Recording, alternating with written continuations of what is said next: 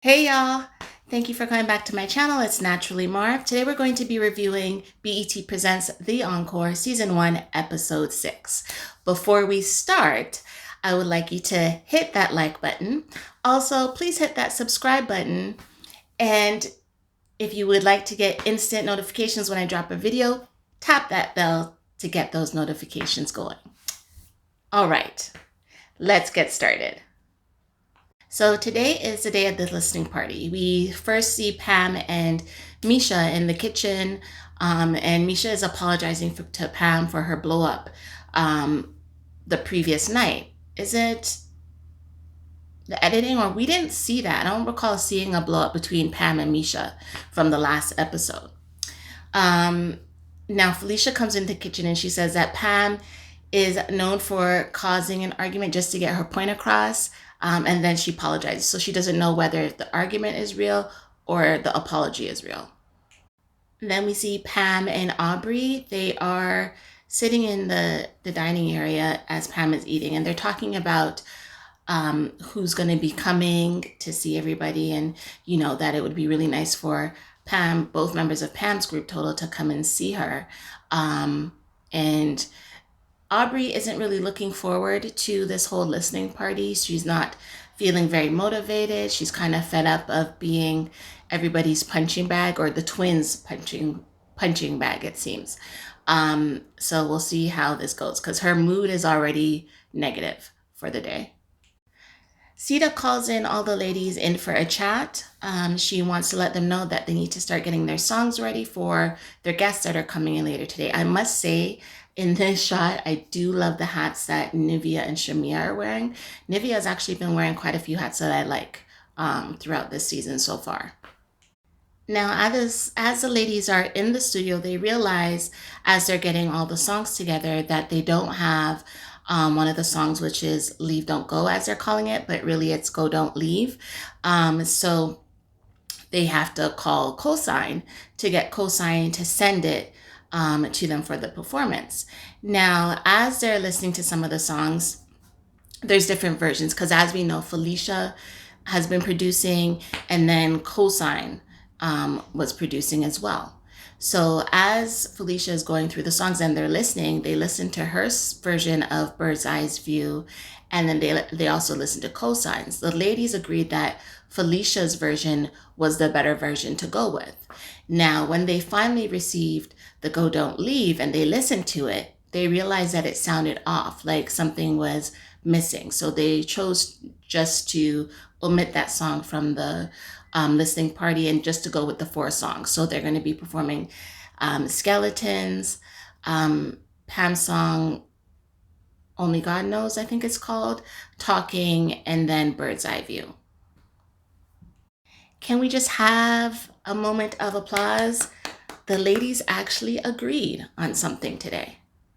We see the guests starting to come in. There's, quite a few faces that we all know, like Ronnie, who's trying to get the Husband of the Year award. He came with a whole bouquet of flowers for Shamari and balloons, and I think he bought like individual roses for the rest of the ladies as well. We also see Mila from 702.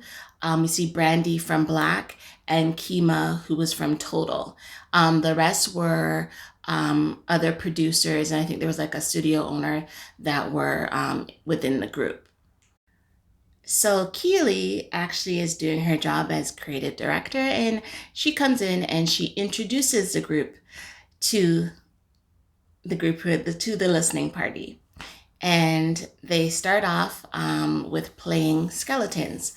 About 30 seconds into Skeletons playing, all of a sudden you see Ronnie and 2 other producers' hands up. Hey, stop the song. Now the ladies were worried, like, oh my goodness, are they gonna say something bad about the music already? If this is how it's gonna go, maybe we should stop playing the songs altogether. Now, the reason why they were told to stop is the guys actually want to be able to feel the music, right? So they say they can't feel the groove if, one, they don't know which ladies are performing the songs that they're singing, and like in the individual parts. So once they're doing that, a little bit of a performing, then once the women themselves are actually feeling the music, then that will help the crowd viewing to feel the music as well. Ronnie said, if you can't vibe to it, how do you expect us to vibe to it? So they start over again.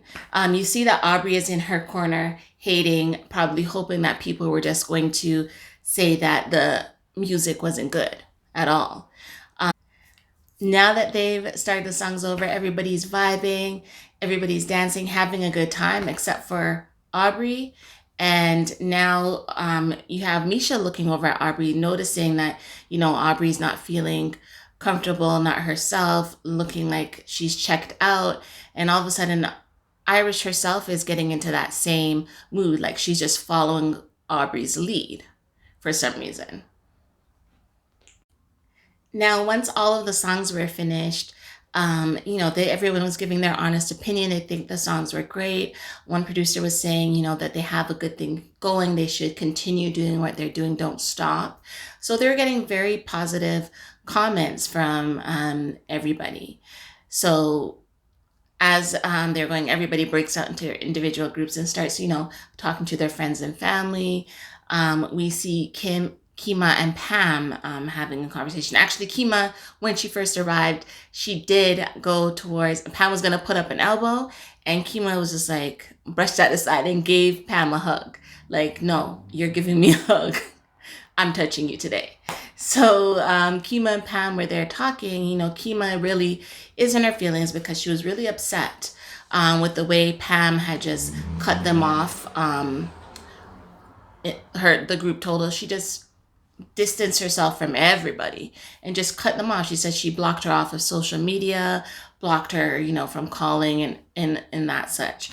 So Kima was hurt by that because she says she loves Pam. She just wants to, be there for her, whether she wanted to be in a group or not. And, Kima just wanted to know, like, why are you doing this? All of a sudden, like, you've come here now to make a super group when you were with Total and we were a super group. So what's gotten you to this point? And Pam basically tells her that, what she did wasn't meant to hurt anybody, but it was for her personal journey. And she did what she thought was necessary for her at the moment.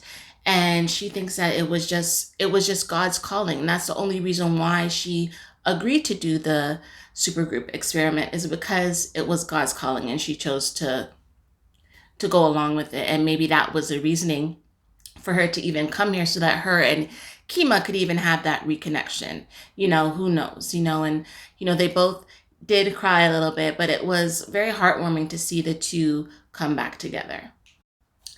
I also think that with Pam, it looks like maybe she had some trauma in those days of being in a group with Total, and that's why she also chose to just cut it off totally. Like, she wouldn't have been able to follow the path and get truly sober in order to, get right with herself. So we see Misha and Mila and Irish talking, getting along, having, a very good conversation, because we know, when they were in a group, they had their own arguments of who's having the lead vocals and stuff like that. So it was nice to see them as well having a talk. Now, as they're talking, Mila is so proud of them and hopes for both Irish and Lamisha to do well.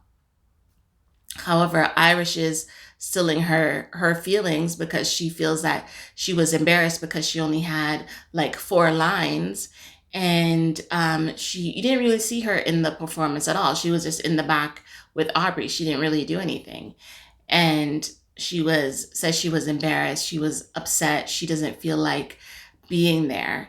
And when she started talking about that, Misha was like, oh, you're talking about house business. Oh, okay.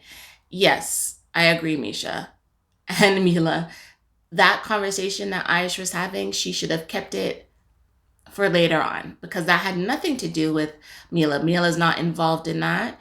And you should be discussing that with the group. And Irish, the truth is, your vocals aren't really there. We don't see you practicing. We don't see you always there in the studio trying to lay down your tracks. So if you only have 4 lines, then that's your fault, because you should be making the utmost effort to make sure you're on each song that you have a part. Even if you're just on the chorus, at least you have a part, right? You don't, not everybody's going to get a lead vocal, because there's 9 of you in the group and there's only a certain amount of songs, right? And a certain amount of verses. So not everybody's going to have a lead part. We see the other negative Nancy talking to, I think he was a studio owner or producer, Stone, talking to him, really complaining about how things are going, complaining how she was totally disrespected by another vocal composer, which I really think she means Isaiah, because when she said vocal coach, I thought she meant Cinnamon, but really I think she was talking about Isaiah. And she was saying that she doesn't feel like she can really be an effective leader within this group. Really, Aubrey, you need to be honest with yourself. You were so gung-ho with this group, and I think as soon as you saw that these ladies were going to be a little bit harder for you to bully them into what you wanted to do, when you saw that they were actually working cohesively, making songs with everybody on it, you had an attitude. But that was the goal from the get-go, was one group. You had chosen to divide the group. You wanted the groups to be in, separated as the good singers, and then the bad singers are in their own group. Now, because they're not going with that idea, you had an attitude. And that's where a lot of the arguments started. And then we see Pam, Keely, and Misha and Shamari are, talking in the kitchen about how it went down today. And Misha actually brought up how Irish is still feeling a way about not being on all the songs and about only having 4 lines. And Lamisha kind of throws her sister on the bus, saying that, a lot of it has to do with Irish not always being around when the recording is going on, or when they are recording and she is there, she's not motivated. Misha says that she really needs to step up to the plate and do the work. Well, Misha, sometimes the same can be about you. But I think now Misha is a queen, so she's trying to be fair and see everybody's side. Now we see that Aubrey is packing up her stuff, saying that she's going to leave. And she doesn't say anything to the rest of the group members. She just leaves without a word and pieces out. Bye, Aubrey.